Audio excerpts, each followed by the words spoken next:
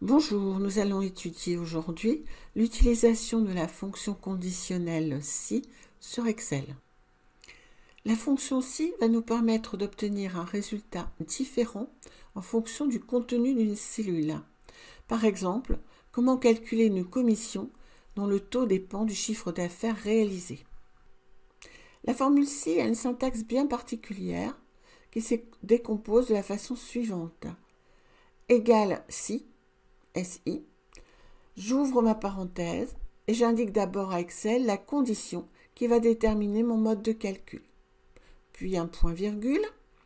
J'indique ensuite la valeur qu'il faudra calculer si la condition précédente est remplie. Un point-virgule et la valeur ensuite si la condition n'est pas remplie. Et je peux alors fermer la parenthèse. Il y a toujours ces trois arguments dans une fonction si.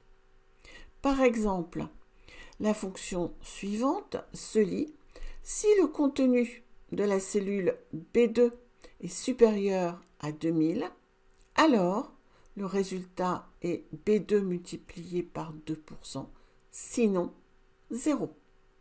Les trois arguments sont absolument nécessaires dans la formule si. Nous allons voir maintenant comment l'utiliser dans un cas concret sur Excel.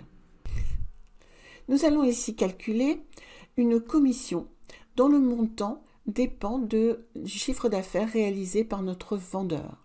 S'il a réalisé un chiffre d'affaires supérieur à l'objectif déterminé, il touchera une commission de 2% de la différence entre ces deux chiffres. Sinon, sa commission sera de 0. Nous positionnons dans un premier temps dans la cellule D8 qui va contenir notre formule et nous commençons la formule. Égale si, parenthèse, notre condition donc se traduit par C8 supérieur à B8, point virgule. La commission sera de 2% multiplié par la différence entre C8 et B8, point virgule, 0 si le C8 n'est pas supérieur à B8. Et je ferme ma parenthèse. Je peux donc lire cette formule de la façon suivante. Si C8 est supérieur à B8, alors mon résultat est 2% multiplié par C8 moins B8, sinon c'est 0. Je peux maintenant valider ma formule et je peux la recopier pour qu'elle s'applique à l'ensemble de ma colonne. J'ai une colonne ici remarque dans laquelle je vais pouvoir indiquer un message, par exemple objectif dépassé ou des objectifs non atteints.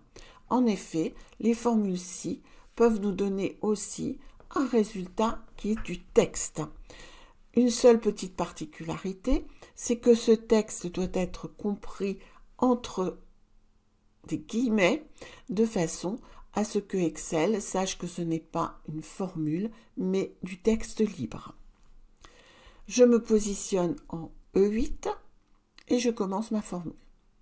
Égale si, parenthèse, C8 supérieur à B8, point virgule, j'ouvre les guillemets, objectif dépassé.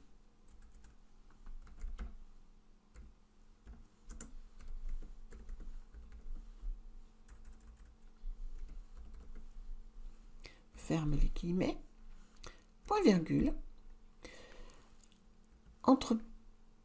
j'ouvre les guillemets, objectif non atteint. Je ferme les guillemets et je ferme ma parenthèse. De la même manière, je peux recopier ici ma formule. Nous avons donc vu la formule si dans deux applications. Une application avec un résultat sous forme de calcul et une autre sous forme de texte. Je vous remercie de votre attention et vous dis à bientôt pour un prochain micro-learning.